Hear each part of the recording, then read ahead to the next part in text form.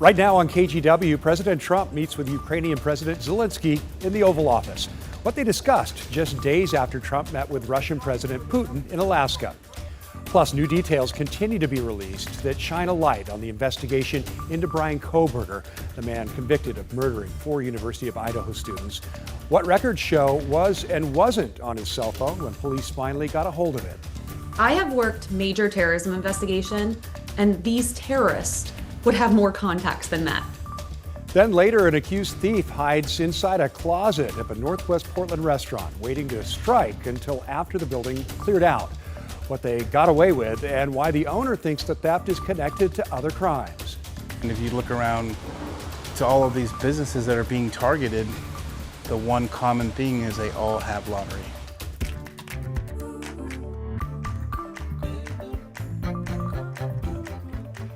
Ukrainian President Volodymyr Zelinski and President Donald Trump expressed hope that today's critical talks between the U.S., Ukraine, and other European leaders could help bring an end to Russia's war on Ukraine. Thanks for joining us this afternoon. I'm Tim Gordon.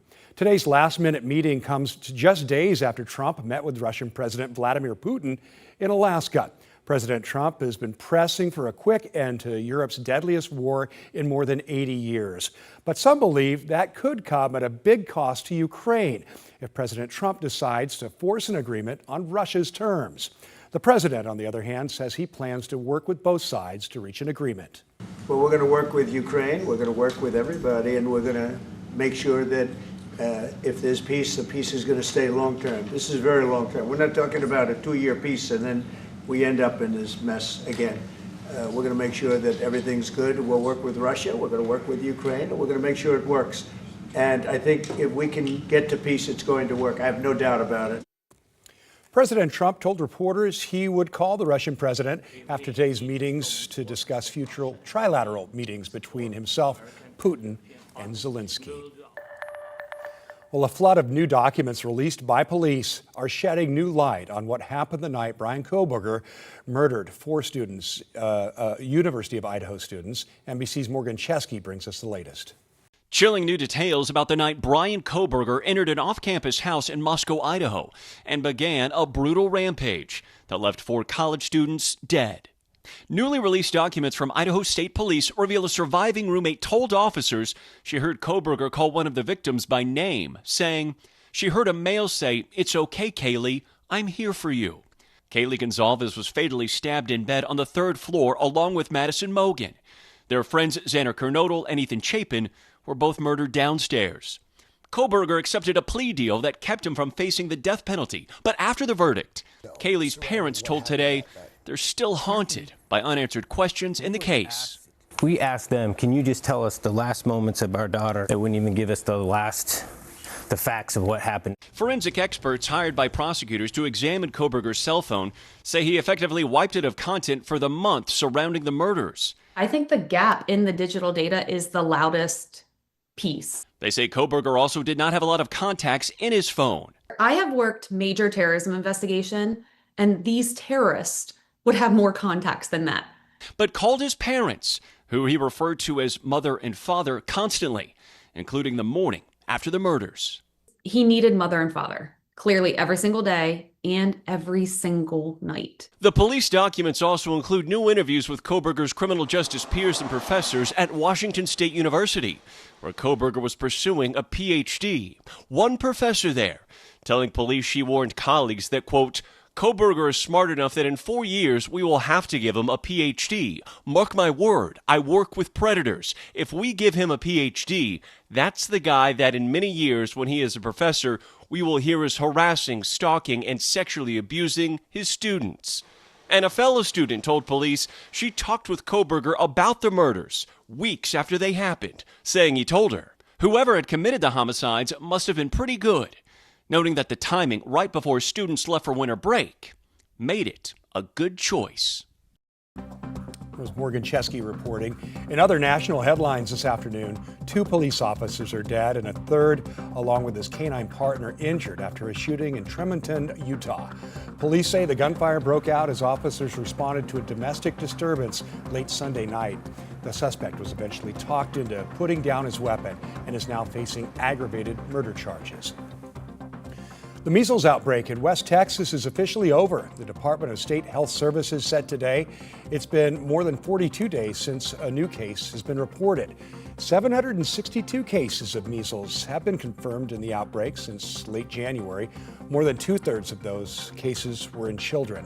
Health officials say they will continue to monitor for new cases.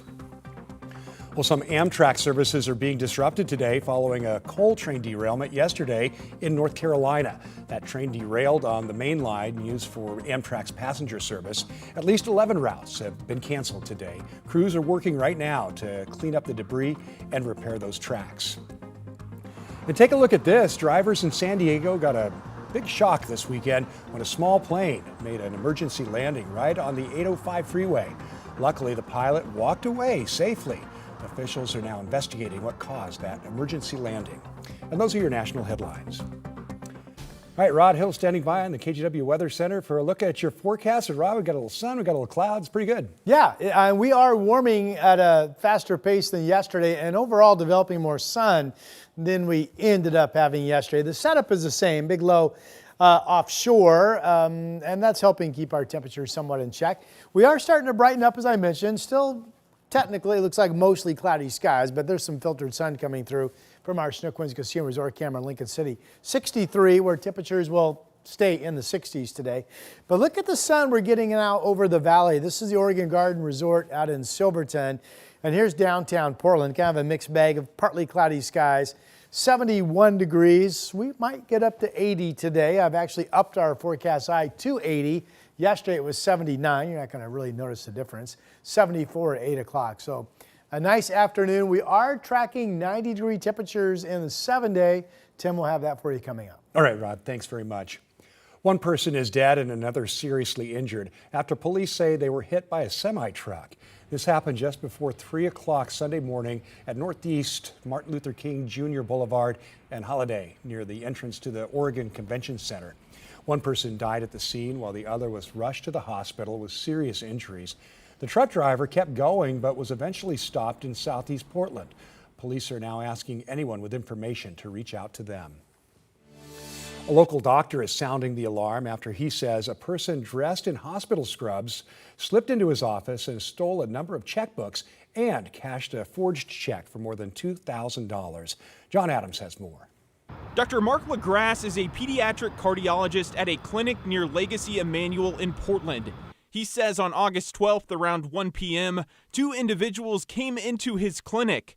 One was wearing a white t-shirt, the other person was in hospital scrubs. The person in the hospital scrubs entered a door which normally is only allowed for patients and staff and started going into doctors' offices, including mine. Dr. LaGrasse says the person was noticed by other employees, but wasn't thought to be an intruder. She was seen by two of my staff who I think assumed she was there related to my activities, checking a pacemaker.